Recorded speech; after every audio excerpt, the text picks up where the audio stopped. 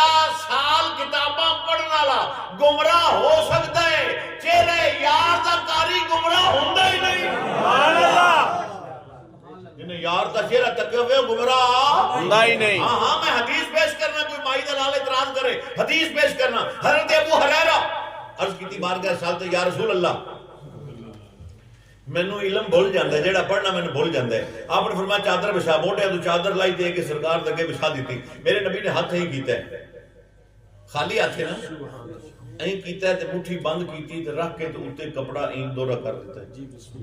آپ نے فرمایا ابو ہریرہ جا تینوں 90,000 علم دے چھڑے۔ سبحان اللہ۔ 90,000 علم دے چھڑے۔ اور جنوں خالی ہاتھ نال دتا نے انہوں 90,000 دتا نے، جنوں علم دے شہر دا دروازہ آکھیا نے، پتہ نہیں اودے کول علم کنے۔ سبحان اللہ۔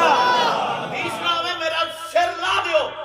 میرے نبی نے فرمایا ہے آنا مدینہ العلم وعلی بابا، میں علم دا شہر ہاں، علی اس دا دروازہ ہے۔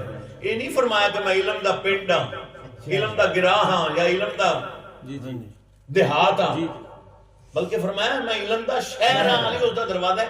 شہر دا نام کیوں لے؟ اس واسطے بھی شہر جو ہر شہر لبدی ہے، پنڈ جو ہر شہر نہیں لبدی۔ سبحان اللہ۔ ایم تسی کوئی شادی کرنی ہوئے یا کوئی پروگرام ہے یا کوئی ہوئے خرید و فروخت کرنی ہوئے تو کتوں جا کرو گے؟ برج جیوے خانے کتوں جا کرن گے؟ صاحب ظاہر اکاڑا جاؤ گے یا لاہور جاؤ گے؟ بڑے شہر تو ہر چیز ملتی ہے۔ اے وہ ولی نے حضرت بہلول بیٹھے دریا دے کنارے، علی یا علی یا علی یا علی۔ ایک مولوی صاحب کھول لیں گے، انہوں نے کہا ہمیں علی علی کیتی آنا، علی سمجھ بھی آئے کوئی یہ ہمیں علی علی کیتی رہنا ہر ویلے کوئی سمجھ بھی آئے ہی۔ آپ دے کو لوٹا پیا تھی، آپ نے فرمایا دریا تو لوٹا بھرے نا پانی دا، انہیں لوٹا بھریا تے دریا جو بھریا تے کول لا انہیں لو جی۔ آپ نے فرمایا دریا لوٹے چاہ گئے،